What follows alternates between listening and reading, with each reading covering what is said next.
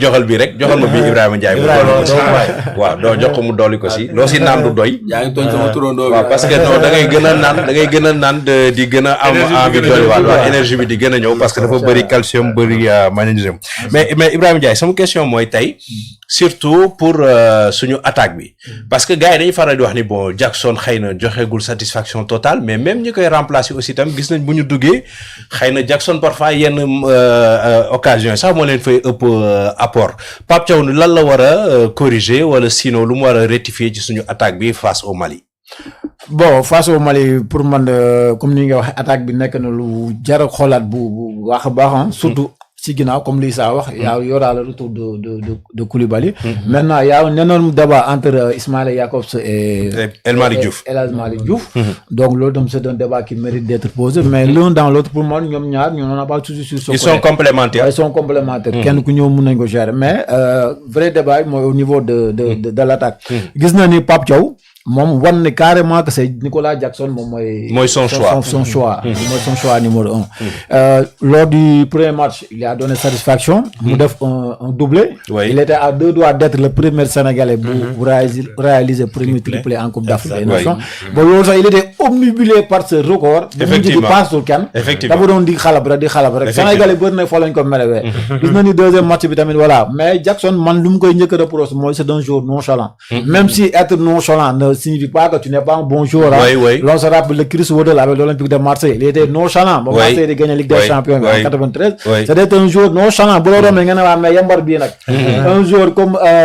Müller Bayern Munich bu raccroché récemment. koo xam ne bu solee sax bàyyi day wadd. xam nga maanaam nekkul ay joueurs yoo xam ne bu la wax naan kii la. seen expression physique moo leen mel bu ñu waree langage corporel voilà c'est ça bu ñu football naan kii day foo. Nicolas Jackson c'est un peu. On se rappelle de Havertz de Chelsea. Voilà c'est ça qui avait gagné donc en 2021 la Ligue des Champions. noonu la meloon noonu lañ mel quoi. joueurs noonu lañ mel. léegi ñu bëri nag loolu lañ koy reprocher. mais pour man tam loolu tam c'est une image à corriger quoi mu gën a war esprit fighting. parce que tamit football tam ce n'est pas aussi le talent seulement mais avoir l'esprit fighting tamit mën na la yóbbu fa sori. La preuve lors de la Coupe du Monde 2002. mais boo génnewee El Hadj Diouf génnee Fadiga génnee Amdi Faye le reste c'était des tauliers. C'était pas des joueurs yoo xam ne techniquement ils étaient au-dessus du cran mais seen fighting seen njàmbaar de flag fighting moo leen fa doon bàyyi. les Jackson à le voir jouer moom day manqué loolu. te loolu parfois ça choque quoi surtout ci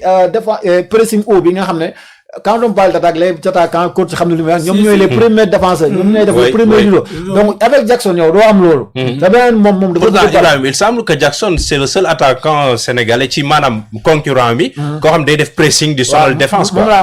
moom beneen kii bi mooy c'est un joueur boo xam ne comme kii mu ngi ko rappelé sànq xam nga Habib Diallo lui moom c'est un neuf à l'ancien alors que Jackson moom il dézone beaucoup donc c'est un joueur bon dafa bëgg bal quoi maanaam daanaka moom toujours il va être toujours lié au jeu te loolu Sénégal ñun daanaka miinu ñu football boobu parce que boo xoolee suñu grand numéro 9 yu fi jaar yëpp ay 9 à l'ancien lañ ay Papis Demba Cissé xam nga ay Demba Ba Mamadou Niang Mame Biram Diouf ñoo ñëpp dañ ay finisseurs lañ voilà ñoom alors que Jackson moom c'est l'opposé de ses attaquants xam naa loolu moo tax moom ñun ñu am problème à l'adapter parce que nekkul neuf boo xam ne dañ koy miin te loolu ça s'explique parce que Nicolas Jackson c'est un joueur de couloir. Lamine mi yàgg na ko couvrir championnat Sénégal. oui suñu lapidoo yëpp yàgg na leen defaral donc waaw moom joueur Villarreal loolu voilà c'est ça et après il a été repositionné en neuf même sax su fekkee gis nañ ay joueurs yoo xam ne ay joueurs de couloir lañ ils ont terminé merveilleusement comme numéro 9 il y a Thierry Henry il y a Kylian Mbappé qui le fait actuellement donc voilà c'est ça Harry Kane également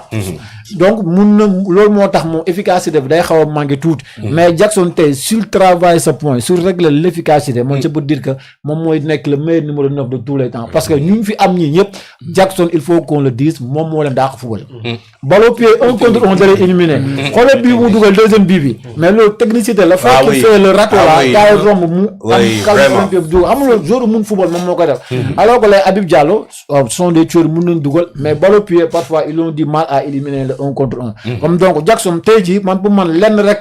moom moo tax sa titularisation ne s'impose pas mooy mu manqué ce troisième but man pour man tey jii boo amoon troisième but Pape Thiaw kenn dootu ko wax di dara parce que Jackson sa titularisation day nekk une obligation parce que dañ naan dafa war a dabu les meilleurs buteurs mais le fait qu'il ait raté ce troisième but moo tax tey ji débat bi du am mais tey ji bu amoon ce troisième but dès le deuxième match ou bien dès le troisième match pour man débat bi du am mais comme c'est une compétition dañuy dem on aura besoin de tout le monde man des fois je ne comprends pas certaines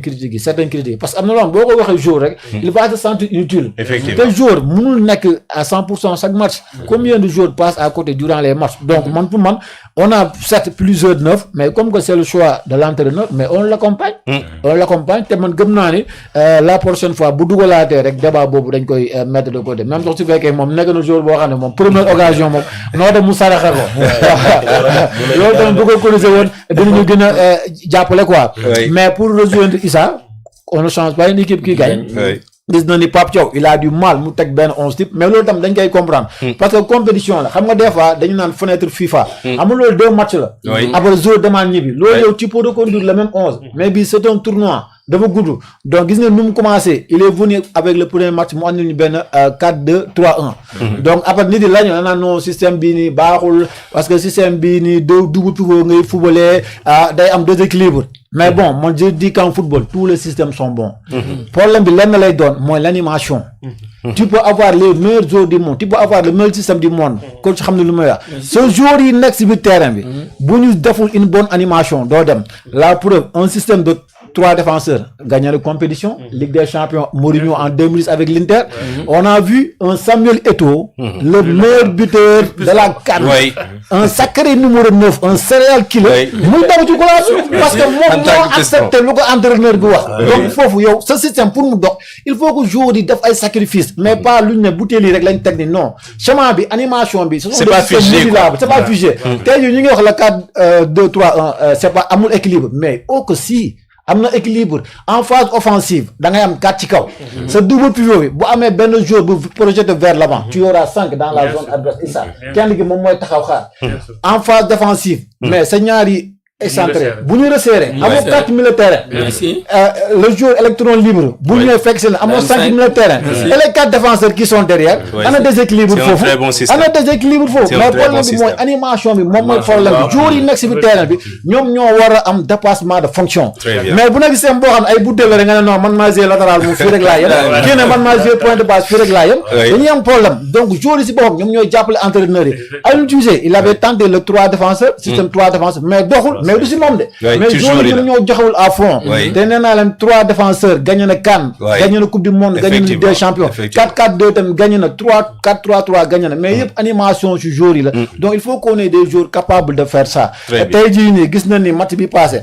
Pape Thiaw lan la doon footballé bu njëkk ba double pivot bi avec Pape Gueye et Gana Gueye mais keroog lan la footballé contre le Soudan dañoo gis Gana moom moo nekk point de basse Pape Gueye mu dem nekk 8 mais Pape Gueye ba mu ñëwee 8 il a donné satisfaction parce que le fait qu'il se projette à l'avant daf ñuy permettre ñu am un Pape Bouba Diop bis la preuve Pape Bouba Diop lu Pape Gueye def keroog Pape Bouba Diop loolu defoon à la Coupe du Monde di projeté gars yi di ko tagal retrait yi mu ñëw teg dóor léegi tey jii est-ce que Pape Thiaw tey jii mun na football loo waat Pape Gueye bi double pivot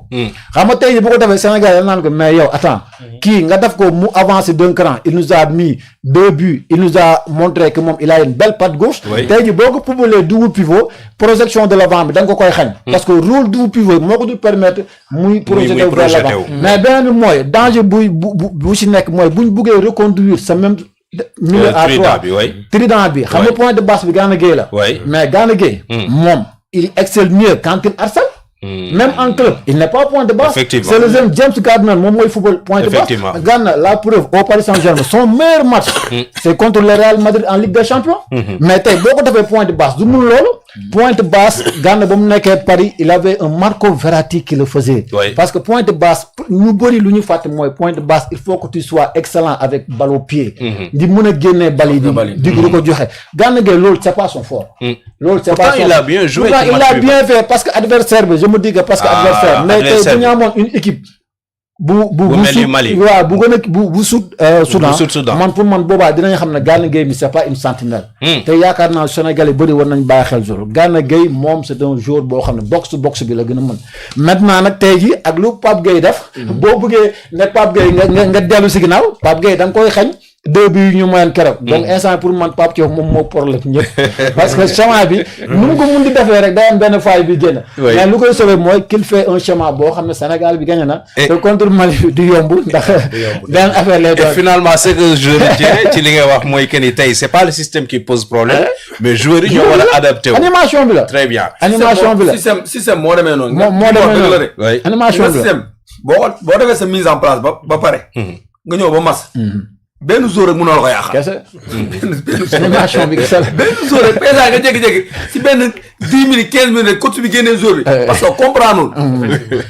animation bi. parce que dama ñëw ba jour mas bi moom muy dem xam-xamu boppam.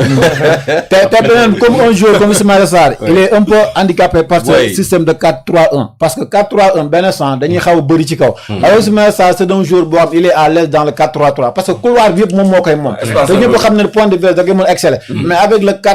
4-2-3-1 bi parfois Iliman Ndiaye électron day xaw a tax si côté day xaw a boucler sa waay te boo xoolee système boobu noonu tamit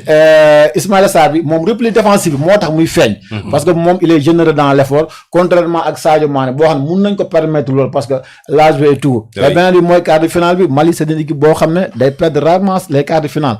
tey Mali a joué 5 quarts de finale benn la perte muy bu daaw bi contre la Côte d'Ivoire te ñun Sénégal quart de finale ñun tam xaw nañu sonal très bien. Dakar 92 ba ñu organisé quart de finale dañu toog moo ñu dóor. CAN 2000. Nigéria moo ñu dóor quart de finale avec ce doublé de Julius Agowa. bu ñu ñëwee CAN 2004. à Radès Tunisie moo ñu dóoroon quart de finale. pays organisateur année boobu de Nari. donc quart de finale. boo xoolee boobu ñu ngi joué match ak Mali troisième match bi ñu ngi ko joué ak Mali. voilà ñu ngi def match nul 2-2. en 2004 beneen quart de finale bi en 2017 avec le Cameroun. ce penalty raté ou bien. stoppé par Fabrice Ondowa xamuñu des fois danaan waa ji moo rate mais des fois góol bi moo jàpp mais jour boobu nag gars yi naan Sadio moo rate mais moi je me dis que Fabrice Ondowa moo jàpp comme donc quart de finale donc nekkul loo xam ne xaw nañu jig trop quoi yaa ngi yàq sama xel parce que dafa am benn boy boo xam te ne ceddo la moo nekk ci régie bi keroog dafay tooñ quoi mu ne ma mais maire bi kaaro yàlla la wax de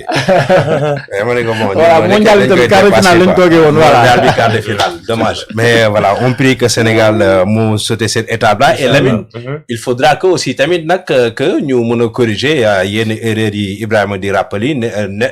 notamment li nga xamante ni moo di le cas de Jackson pour l'efficacité devant les buts mais que Ismaïla Sarr aussi puisse maintenant retrouver les jambes et que mën a am la forme qui